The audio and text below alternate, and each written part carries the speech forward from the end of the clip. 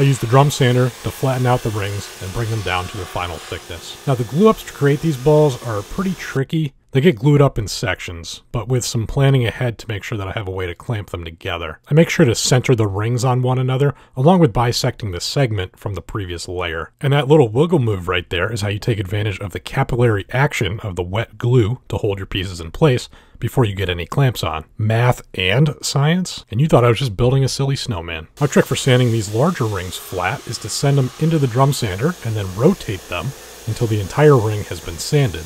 Or you also have the option to not get fancy at all. Now the trick for perfectly bisecting the segments on each ring is to mark out the center point. These marks are used to line up the ring on the one below it, and by lining up the center point marks on the joints below, this also centers the rings on one another at the same time. Pretty clever geometry going on here for just a simple Instagram model.